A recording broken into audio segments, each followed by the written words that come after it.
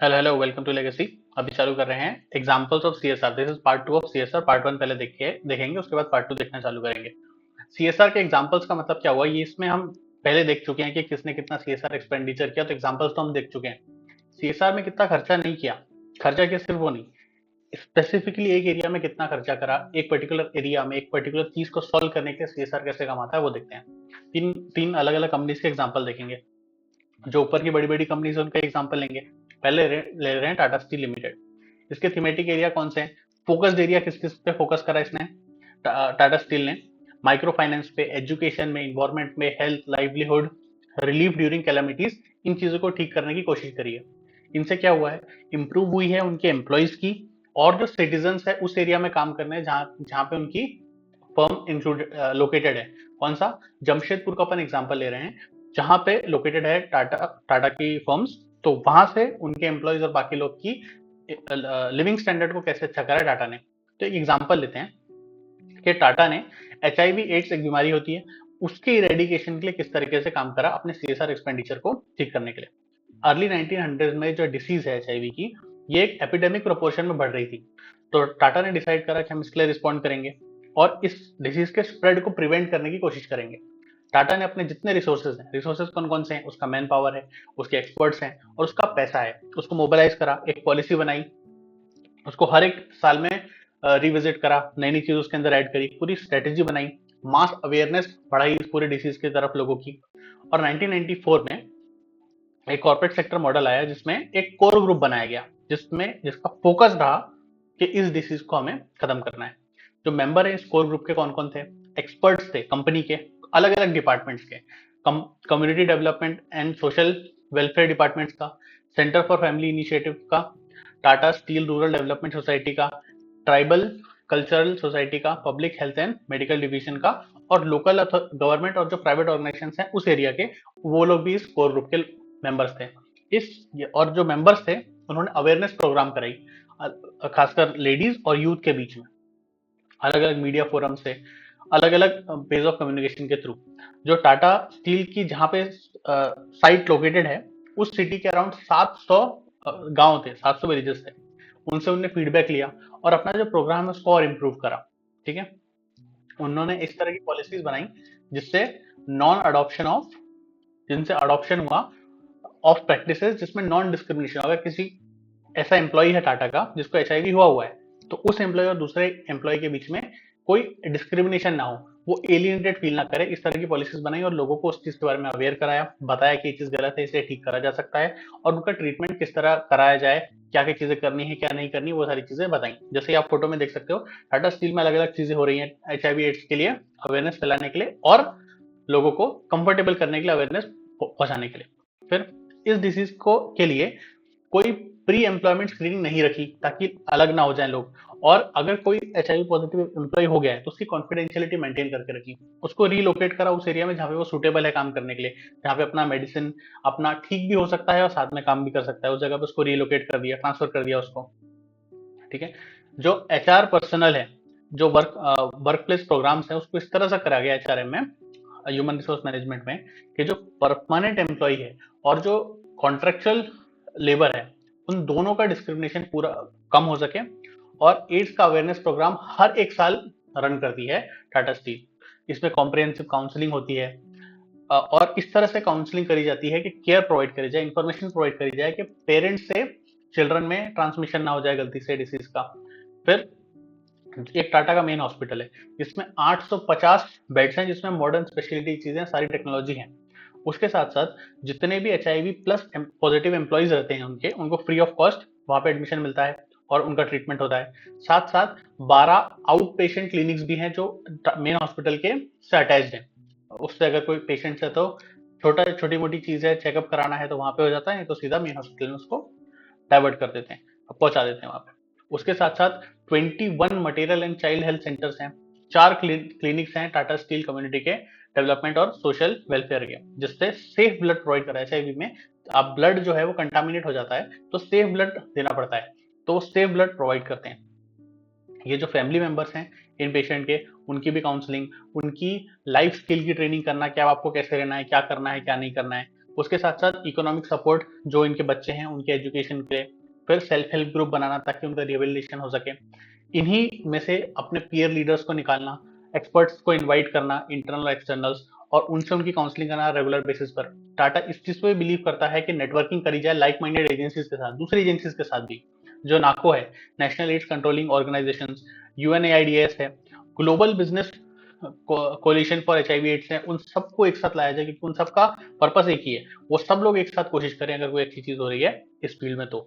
फिर computer based health information management system बनाया एचआईएमएस जमशेदपुर में, जिसमें हर मंथ में सारे स्टैटिस्टिक्स सारी उस कंप्यूटर में डाल दिए जाते हैं ताकि एक कॉन्सेंट्रेटेड डेटाबेस बन जाए जिससे और काम और अच्छी चीजें अच्छी तरीके से मैनेजमेंट हो सके, पॉजिटिव एम्प्लॉयज का और किस तरह पॉजिटिव पेशेंट्स का, कि उन्हें किस तरह से मैनेज करना है, क्या दवाई देनी है, कब का देना है। तो एक पर्टिकुलर एग्जांपल से हमने देखा कि टाटा स्टील ने एक एचआईवी एड्स को जमशेदपुर में कंट्रोल करने के लिए, मैनेज करने के लिए और उससे एलाइड एरिया में कंट्रोल करने के लिए कैसे सीएसआर एक्सपेंडिचर करा।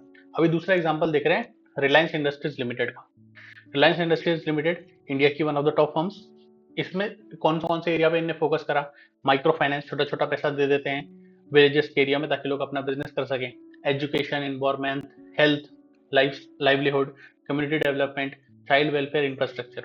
इनका मेन जो फोकस है वो सस्टेनेबिलिटी पे है, ये उनका फाउंडेशन है जिससे लास्टिंग इकोनॉमिक सक्सेस मिल सकती है। उनका ये कहना है कि जो प्रेजेंट जनरेशन है वो अपनी नीड को इस तरह से पूरा ना करे कि फ्यूचर जनरेशन के लिए कुछ बचे ही ना। इसके लिए उन्होंने अपने सारे स्टेक होल्डर्स को एंगेज करा, इंक्लूडिंग देयर पार्टनर्स जो उनके अलग अलग सीएसआर प्रोजेक्ट्स के हैं, जो कंटिन्यूसली फीडबैक और मॉनिटर करते हैं उनके प्रोग्रेस को। इनकी जो सीएसआर रिपोर्ट थी जो 2004-5 में आई थी, वो पहली थी जो किसी इंडियन ऑयल या गैस सेक्टर में किसी कंपनी ने दी हो। जो उनकी रिपोर्ट थी वो ग्लोबल रिपोर्टिंग इनिशिएटिव ने भी देखा कि आपने बहुत अच्छी रिपोर्टिंग करी है और उससे जो फीडबैक रिसीव हुआ उससे और सीएसआर अच्छा हुआ था। उनकी जो रिपोर्ट थी उसको A+ लेवल की जीआरआई चेक्ड उस लेवल की रेटिंग मिली थी कि आपने जो रिपोर्टिंग करी है बहुत अच्छी है, ये बहुत जरूरी है, इनके पहले कोई करता ही नहीं था ऑयल एंड गैस सेक्टर में। फिर और दूसरी कौन सी चीज करी, इनका जो सस्टेनेबिलिटी का कॉन्सेप्ट है इसको उन्होंने और चीजों में अप्लाई करा कि हम अच्छी इनोवेशन करेंगे प्रोसेस की, नया प्रोडक्ट का डेवलपमेंट करेंगे, जो हमारी मैन्युफैक्चरिंग है उसको, उसकी एफिशिएंसी को अच्छा करेंगे, उसके मटेरियल एनर्जी का कंजम्पशन हम कम करेंगे, जो प्रोडक्ट्स हैं उसका एक पॉजिटिव इम्पैक्ट रहे सोसाइटी के ऊपर, ऐसे प्रोडक्ट्स हम बनाने की कोशिश करेंगे। स्ट्रेटजी को कंटिन्यू करते हुए उन्होंने सोचा कि हम क्लीनर फ्यूल्स प्रोवाइड करेंगे लोगों को, नेचुरल गैस के थ्रू लोगों को, जो उनको नेचुरल जो फ्यूल की जरूरत पड़ती है खाना बनाने के लिए वगैरह के लिए, वो हम प्रोवाइड करेंगे हेल्थ फ्रंट पे। फिर हेल्दी बनाने के लिए लोगों को उन्होंने अलग अलग डिसीजेस को, जैसा टाटा ने किया था वैसा इन्होंने भी किया, ट्यूबरकुलोसिस, एचआईवी एड्स को पूरा को इरेडिकेट करने के लिए कोशिश करी, अलग अलग एजेंसीज के साथ कोलैबोरेट करा, पब्लिक प्राइवेट पार्टनरशिप बनाई अलग अलग हॉस्पिटल्स के साथ, हर एक अपने मैन्युफैक्चरिंग फैसिलिटी में एक हॉस्पिटल खोला, और वो हॉस्पिटल सिर्फ अपने एम्प्लॉयज के लिए नहीं, उस पूरी कम्युनिटी के लिए, सारे लोग वहां पे जा सकते हैं। फैमिली प्लानिंग के कैंपस करे, इस्टेब्लिश करें, ब्लड डोनेशन ड्राइव्स करें, चेकअप्स जो होते हैं हम देखते हैं, पल्स पोलियो कैंप्स होते हैं, स्कूल हेल्थ चेकअप प्लान करवाए, आई चेकअप करवाए, और ऐसे बहुत सारे आउटरीच प्रोग्राम्स करवाए। 2006 में करीब करीब 40,000 गांव थे जो कि गुजरात स्टेट में गिफ्ट ऑफ लाइफ का एक प्रोग्राम चलाया गया। दहेज मैन्युफैक्चरिंग जो इनका डिवीजन था, स्टेट गवर्नमेंट गुजरात को के साथ मिलकर उन्होंने एक पब्लिक हेल्थ सेंटर था उसको टेक ओवर कर लिया, और वहां पे सिर्फ इकलौता ही था, 40-50 किलोमीटर तो कोई दूसरा था ही नहीं। तो इससे उन्होंने कॉन्फिडेंस बिल्ड करा और उस पूरे पब्लिक हेल्थ सेंटर को अच्छा बना दिया उसको अडॉप्ट करके, उससे कॉन्फिडेंस बिल्ड करा यंग लोगों के बीच में, उनको अपस्किल करा। रिलायंस का रूरल डेवलपमेंट ट्रस्ट एक है, उसने इंफ्रास्ट्रक्चर फैसिलिटीज अच्छी करता है रूरल एरिया में। अगर किसी भी एरिया में रोड अच्छी हो जाए, वहाँ पे आंगनबाड़ी बन जाए, वहाँ पे पंचायत ऑफिस अच्छे बन जाए, कम्युनिटी हॉल बन जाए, तो लोग फिर उसके बाद आगे का काम कर लेते हैं। इनका एक स्वदेश बोल के एक प्रोग्राम है जिसमें ये कलेक्टिव एंडेवर करते हैं, जिसमें इंडस्ट्री और रूरल कम्युनिटी के लोग साथ में आते हैं, जिससे सोशियो इकोनॉमिक डेवलपमेंट हो रूरल एरिया का।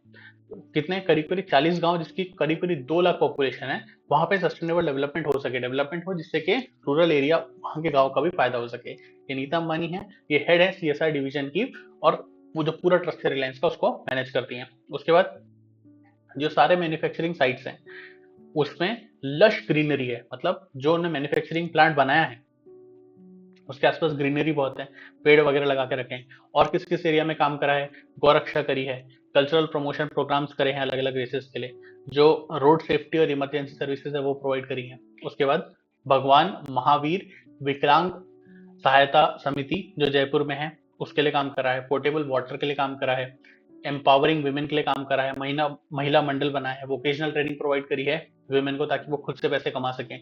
एक धीरू भाई अंबानी फाउंडेशन है DAF, जो कि एक बॉम्बे ट्रस्ट एक्ट के अंदर अगस्त 1995 से रजिस्टर्ड है, वो भी काम करता है इन सारे एरियाज के अंदर।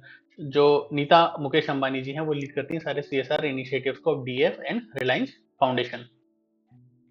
कौन कौन से फील्ड्स में रिलायंस खर्चा करता है, हेल्थ में, हाइजीन में, सैनिटेशन में, एजुकेशन में, कम्युनिटी रिवाइटलाइजेशन में, promotion of social and economic welfare, upliftment of the people, conservation of natural resources, environment, ecological protection, rural development and assistance. मतलब ज्यादातर चीजें जिससे मास एरिया, कम्युनिटी जहां पे वो ऑपरेट करते हैं वो अफेक्ट होते हैं, उन सारी चीजों में CSR एक्सपेंडिचर रिलायंस करता है। तो एक पर्टिकुलर चीज को अगर हम समझे तो उसने अपना जहां जमशेदपुर जयपुर में जहाँ पे उनका था प्लांट था, उसके आसपास की पूरी कम्युनिटी को रूरल डेवलपमेंट भी कर दिया, स्किल कर दिया, फ्यूल अच्छा प्रोवाइड कर दिया, उनके हेल्थ केयर के लिए काम कर दिया, एजुकेशन प्रोवाइड कर दिया उनको। ठीक है, इस तरह की चीजें CSR एक्सपेंडिचर से होती हैं। इनका एक प्रोग्राम चलता है प्रोजेक्ट दृष्टि, जो उन्होंने एसोसिएशन करा हुआ है नेशनल एसोसिएशन ऑफ ब्लाइंड के साथ, जो पिछले 50 साल कब 2000 में हुए थे, तो अब तो 70 साल से वो ये काम कर रहा है। 5000 जो लोग जिनके पास आंखें नहीं थी उनको आंखें प्रोवाइड करी है, आंखें दी हैं इस प्रोजेक्ट के अंदर इन्होंने। ठीक है, अलग अलग 16 सिटीज इंडिया में के अंदर इनका स्प्रेड है। और जो धीरू भाई अंबानी इंटरनेशनल इंस्टीट्यूट है इनका, वो एजुकेशन फैसिलिटीज प्रोवाइड करता है अलग अलग स्टूडेंट्स को। किस किस कोर्स में, ICSE में, IGCSE में और डिप्लोमा, IB का डिप्लोमा प्रोवाइड करते हैं, लोगों को मॉनिटर करते हैं बच्चों को, और आगे ग्रो कर सके उसके लिए काम करते हैं। तीसरा एग्जाम्पल क्या हुआ, भारत पेट्रोलियम। इसके कौन कौन से एरियाज हैं, health, education, infrastructure, income generation, livelihood and environment conservation. इसका एग्जाम्पल हम कैसे देखेंगे, ये अलग अलग स्टेजेस में, और ये एग्जाम्पल सुन के आपको मजा बहुत आएगा। ये CSR तो हमने देख लिया, कैसे एक CSR एक्सपेंडिचर, कैसे एक बड़ी कंपनी एक पर्टिकुलर एक छोटी चीज को उठा के, एक गांव को उठा के, स्पेसिफिक चीज को कैसे चेंज कर सकती है। तो एक रामथेंगा बोल के एक विलेज है जयपुर डिस्ट्रिक्ट उड़ीसा में। इसके ऑब्जेक्टिव क्या थे उनके CSR प्रोजेक्ट के, भारत पेट्रोलियम के विलेज की सोशल कॉन्शियसनेस बढ़ाई जाए, जनरल हेल्थ जो विलेजर्स की है वो अच्छी करी जाए। क्यों, अभी आगे देखते हैं। ठीक है, उनकी जो कम्युनिटी पार्टिसिपेशन है उसको अच्छा करा जाए, और उनको सेल्फ रिलायंट बना जाए, आत्मनिर्भर बनाया जाए उन लोगों को। इस विलेज में इशू क्या थी कि जो पॉपुलेशन थी वो ट्राइबल थी, एक संथल नाम से एक ट्राइब होती है, वो थे ज्यादातर लोग वहां के। ठीक है, और इनकी ज्यादातर जो स्टेटस था उनका, वो पॉवर्टी वाले लोग ही थे, ज्यादातर बिलो पॉवर्टी लाइन के ही लोग थे। कहाँ काम करते थे, माइंस में काम करते थे। इससे उनको रेस्पिरेटरी मतलब सांस लेने में दिक्कत और स्किन इन्फेक्शन बहुत सारे हो रखे थे। जो बच्चे थे वो भी स्कूल वगैरह नहीं जा पाते थे, और न्यूट्रिशन स्टेटस भी उनका अच्छा नहीं था, बहुत अल्कोहल अब्यूज होता था, और जो आदमी थे वो बहुत ज्यादा शराब पीते थे, दंगा करते थे। और जो विमेन थी वो भी फार्म में काम करती थी, खेतों में काम करती थी, और माइंस में भी काम करती थी। पानी का बहुत अभाव था, पानी नहीं था उस एरिया में, और जो बोरवेल था वहां पे लेकिन वो नॉन फंक्शनल था। तो इंटरवेंशन के एरिया कौन कौन से पता चले, हेल्थ ठीक करना है, एजुकेशन ठीक करना है, लोगों में अपनी हेल्थ के लिए माइंड में काम करने के लिए क्या क्या चीजें आपको अवेयरनेस रहनी चाहिए वो बताना है, उनको प्रिकॉशन बताने हैं क्या क्या आपको करना है ताकि आपको कोई रेस्पिरेटरी इलनेस ना हो, और वाटर की अवेलेबिलिटी, पानी उनके पास अवेलेबल है वो करना है। मेन पार्टिसिपेंट कौन कौन से हो इस प्रोजेक्ट में, सबसे पहली बात, आप जिनके लिए अच्छा कर रहे हो उनका इन्वॉल्वमेंट होना बहुत जरूरी है। तो विलेजर्स इन्वॉल्व हुए, एक NGO को इन्होंने पार्टनर करा, जो BPSL है, भारत पेट्रोलियम कॉर्पोरेशन लिमिटेड का, उनका एक LPG का टीम था। फिर उनका जो HR का टीम था वो था, CSR का कोऑर्डिनेटर था, और CSR का पूरा टीम था। हेड कोऑर्डिनेटर तो खर्चा करेगा, और CSR का अपना पूरा टीम भी आया। इसकी स्ट्रेटजी एंड एग्जीक्यूशन, ये एक प्लेथोरा, इसमें एक एक्टिविटी नहीं करी गई, बहुत सारी एक्टिविटी करी गई, एक एक लेवल में करते हो आप, आगे देखोगे मजा आएगा। हर एक चीज को, एक्टिविटी को फेज मैनर में करा गया, पहले एक चीज करी, फिर उसके बाद अगली चीज करी, फिर अगली चीज करी, ये स्ट्रेटेजिकली प्लान और एग्जीक्यूट करा गया। तो पहले फेज में विलेज में विजिट करा गया टीम के द्वारा। लोग जो विलेजर्स थे वो इतनी आसानी से किसी पे गांव के लोग भरोसा नहीं करते हैं, तो पहले उन्हें इनिबिशन था, उन्होंने ज्यादा अच्छे से बात नहीं करी। लेकिन जब रिपीटेड विजिट होने लगे तो लोग ओपन अप करने लगे, अपनी प्रॉब्लम बताने लगे। फिर उन्होंने एक एनजीओ बनाया, जिसमें एनजीओ के साथ टाई अप करा, जिसको एक्सपीरियंस था काम करने का और विलेज एरिया में काम करने का एक्सपीरियंस था, तो उसका टाई अप करा। ठीक है। फिर उन्होंने एग्जैक्टली एनजीओ ने पता करा कि नीड असेसमेंट क्या है, विलेज में आखिरकार जरूरत किन चीजों की है। तो उनका कंक्लूजन पता चला कि हेल्थ की, अच्छी हेल्थ सर्विसेज की, प्राइमरी एजुकेशन अच्छी होने की, ये मेन एरिया है। और साथ साथ यहाँ पे सेल्फ हेल्प ग्रुप बनाने की जरूरत है कि लोग आपस में ही इनको स्किल्स आ जाएं और ये लोग आपस में अपनी प्रॉब्लम सॉल्व कर लें। साथ साथ में लोग आकर उसे कहते हैं सेल्फ हेल्प ग्रुप, उसे बनाने की जरूरत है। और जो जनरल पार्टिसिपेशन था, क्योंकि इतना कंपनी खर्चा कर रही थी, इतना कंपनी इन्वॉल्व हो रही थी, तो लोगों का भी पार्टिसिपेशन हाई था, लोग भी इन्वॉल्व हो रहे थे गांव के। अब फेज 2, अगला फेज आया। इसमें बीपीएसएल ने सपोर्ट करे प्रोजेक्ट को एनजीओ के थ्रू। इसमें क्या करा उन्होंने, डॉक्टर्स को गांव के अंदर भेजा, होम्योपैथिक डॉक्टर्स को भेजा, जो कि एक हफ्ते में फ्री में 3-3 बार चेकअप करते थे लोगों का। जो होम्योपैथिक डॉक्टर है उसको इसलिए भेजा क्योंकि उसकी जो दवाई होती है वो मीठी होती है, तो लोग खा लेते हैं, बच्चे भी खा लेते हैं, रेजिस्टेंस नहीं, मना नहीं करते हैं, शक नहीं करते हैं। लेकिन और जो दूसरी प्रॉब्लम्स थी, जैसे कि रेस्पिरेटरी इलनेस, स्किन इन्फेक्शन, वो भी होम्योपैथी से धीरे धीरे करके बेटर होने लगी। फिर उन्होंने बलवाड़ी, बलवाड़ी मतलब वहां की लोकल लैंग्वेज में कहते हैं प्री प्राइमरी स्कूल चालू करे बच्चों के लिए, जिससे उन्हें हैबिट लग जाए कि स्कूल अटेंड करने की। जब उनके पेरेंट्स माइंस में गए, टीचर्स को उसी विलेज में से आइडेंटिफाई करा गया, उसको और ट्रेनिंग प्रोवाइड करी गई कि कैसे आपको पढ़ाना है, क्या और अच्छे से आप पढ़ा सकते हो। ये मेन फोर्स था इन कन्विंसिंग, और यही जो टीचर्स थे उन्होंने पेरेंट्स को कन्विंस करा, जो वहाँ के पेरेंट्स थे, गांव के, अपनी लोकल लैंग्वेज में, अपने लोकल तरीके से, कि आप बच्चों को भेजिए पढ़ने के लिए, उनका फ्यूचर अच्छा होगा। फिर अगला फेज 3 में क्या हुआ कि जब एक बेसिक ट्रस्ट का लेवल आ गया विलेजर्स को, उसके बाद अवेयरनेस प्रोग्राम चालू कराया गया। ऐसे आप पहले ही जाके किसी को बोल दो कि ये आप जो कर रहे हो गलत कर रहे हो, कोई नहीं मानेगा। आपको एक ट्रस्ट लेवल बना बिठाना पड़ेगा। उसके बाद उनको बताया गया कि जो आप माइंस में काम करते हो, आपको कुछ सेफगार्ड रखने पड़ेंगे, कुछ प्रिकॉशन लेने पड़ेंगे। जब आप माइंस में काम कर रहे हो तो किस चीज से करनी है। अब इसको ऐसा सीधा सीधा नहीं बोला, उसके मोड्स ऑफ कम्युनिकेशन चेंज करें। कैसा? स्ट्रीट प्लेस करें, अलग अलग विलेज के जो फेस्टिवल्स होते हैं उसमें स्किट्स प्रोवाइड करें, स्किट्स परफॉर्म करें, ड्राइंग कंपटीशन रखाया गया। होम्योपैथिक डॉक्टर्स ने भी इंपॉर्टेंट रोल प्ले करा, और एल्कोहल अब्यूज के बारे में भी अवेयरनेस लोगों को प्रोवाइड कर, लोगों को बताया गया कि ज्यादा शराब पियोगे तो उसके क्या नुकसान है, और उससे आप पैसे बचा सकते हो उसकी जगह पे। फिर विलेज में एक पॉन्ड था, जो पानी की जगह नहीं होती, उसको और डीप था, लेकिन उसको और डीप करने की जरूरत थी, उसमें पानी नहीं था। फिर एनकरेज करा गया कि भाई आप उसको डीप करो, उसको और डीप करो, उसको खोदो और थोड़ा सा। तो विलेजर्स ने खुद से उसको, लोग साथ में आए और उसको और गहरा करा। फिर उसमें फिशरी को, वहां पे मछली होगा और मछली को फिर निकाल के और फिर बेचो, उसके लिए उनको एनकरेज करा गया। ठीक है। उसके लिए एक्यू, जो एक्यू कल्चर वाली उनकी रिसर्च सेंटर है, वहां से ट्रेन फिशरी मैनेजमेंट के लिए लोगों को बुलाया गया और ट्रेन करा गया। जब मानसून आया, जब बारिश हुई, तो पानी भर गया। उस पूरे फेज में लोगों ने फिशरी की जो उनको ट्रेनिंग दी गई थी सेल्फ हेल्प ग्रुप के द्वारा, वो उन्होंने करी और काफी पैसे कमाए।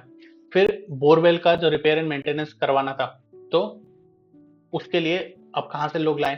तो जब आप किसी के लिए काम करते हो, तो वहीं जो लोकल इंजीनियर इंजीनियर अपने घर का काम भी करता है, तो वहीं से लोकल लोगों की वॉलंटियरिंग करके उनसे उसको ठीक करवा दिया। और अब काफी पानी हो गया साल भर, अब साल भर पानी है तो फिर आप फिशरी भी कर सकते हो। और जो पानी है वो बोरवेल के फॉर्म में है, तो वाटर लेवल के अंदर है, तो ऐसा नहीं कि उड़ जाएगा। फिर ये, इससे बहुत बड़ी प्रॉब्लम सॉल्व हो गई विलेज की। फिर अगले फेज में सेल्फ हेल्प ग्रुप बनाया गया। इसमें जो पहला सेल्फ हेल्प ग्रुप बनाया गया, वो उसमें मेनली विमेन थी, लेडीज थी, जो कि स्टिचिंग और एम्ब्रॉयडरी का काम जिनको सिखाया गया।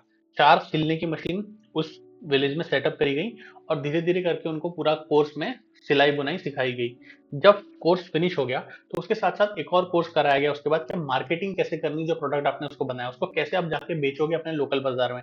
जो कोर्स में कौन कौन सी स्किल सिखाई गई, कि आपको कम्युनिकेट कैसे करना है चीजों को, आपकी मार्केट की रिक्वायरमेंट क्या है वो कैसे पता करोगे, आपके जो प्रोडक्ट है उसकी क्वालिटी कैसी होनी चाहिए, उसकी प्राइसिंग कैसी होनी चाहिए, कोऑर्डिनेशन कैसा होना चाहिए सेल्फ हेल्प ग्रुप के अंदर, किसकी क्या रोल रहेगा, किसका क्या रिस्पॉन्सिबिलिटी रहेगा, वो सारी चीजें।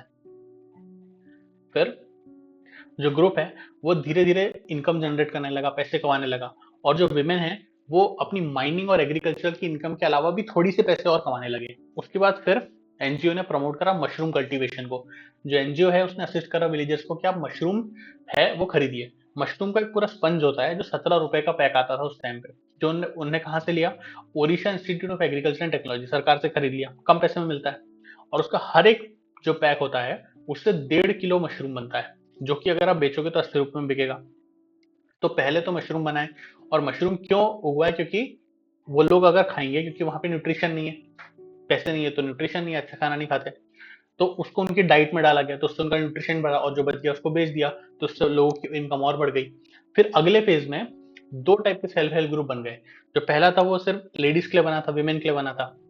उसकी सक्सेस को देखते हुए और मिक्स्ड बनाया गया, जिसमें मेन और वुमेन दोनों बनाए गए, और फिर उनको भी और चीजें सिखाई गई। इसको देख के जो वहां का ब्लॉक डेवलपमेंट ऑफिसर था, बीडीओ था, उसने इनको best self help group award दिया और 2 लाख रुपए भी दिए। इस 2 लाख रुपए से एनजीओ ने और सेल्फ हेल्प ग्रुप ने एक स्टोन कटिंग मशीन खरीद ली। माइंस पे जाते थे तो स्टोन कटिंग करते थे। अब उस मशीन को यूज करके ये लोग 15 से 20 हजार रुपए हर महीने कमाने लगे। और जब माइन में पहले काम करते थे तो सिर्फ 50 रुपए दिन का मिलता था, और 10 से 12 दिन महीने में काम मिलता था बस। तो 600 रुपए महीने से 2000 रुपए महीने पर ग्रुप के सारे लोग आ गए थे, सेल्फ हेल्प ग्रुप के। फिर अगले फेज में एक नया ग्रुप बनाया गया, जिसमें सिर्फ 20 विलेजर्स को ले आया गया और एक एक स्किल सिखाई गई।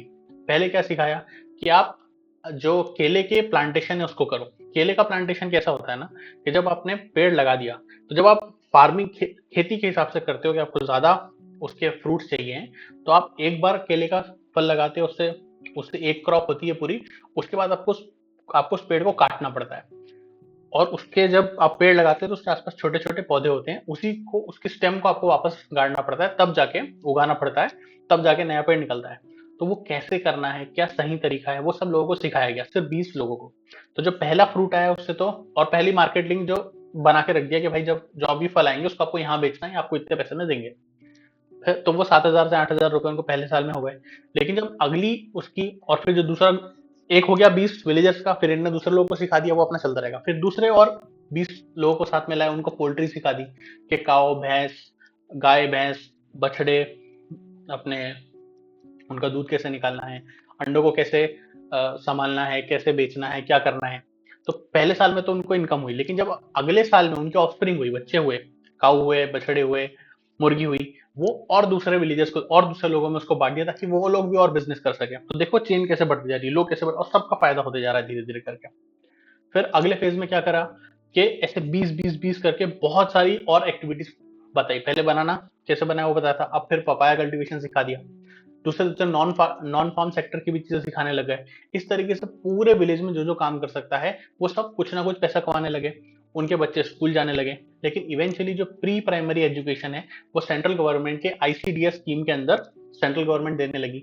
इससे क्या हुआ कि जो कॉर्पोरेशन है भारत पेट्रोलियम, अपना पूरा पैसा चैनलाइज कर सकता है, अपनी पूरी रिसोर्सेज अटेंशन चैनलाइज कर सकता है हेल्थ सपोर्ट के लिए, सेल्फ हेल्प ग्रुप के डेवलपमेंट के लिए, और इनकम जनरेशन प्रोग्राम्स के लिए।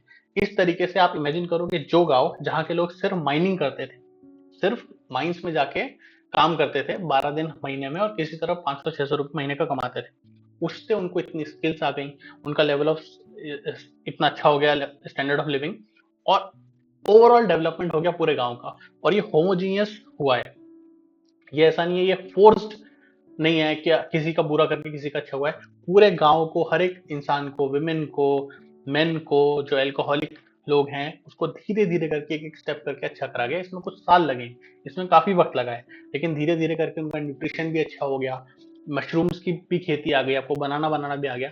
इस तरीके से अगर कोई कंपनी चाहे तो सीएसआर एक्टिविटी को, सीएसआर एक्सपेंडिचर को यूज करके एक साइजेबल, एक ऐसा चेंज ला सकती है जो कि मैटर करता है। इसके लिए सीएसआर को, एक मैनेजर को समझना बहुत जरूरी है। This was the chapter, take care. मेरा ये चैनल सब्सक्राइब करें और मेरे हर अपडेट आपको मिले, इसके लिए बेल आइकन जरूर दबाइएगा। आप सभी को मेरी ढेर सारी शुभकामनाएं। मेरा ये चैनल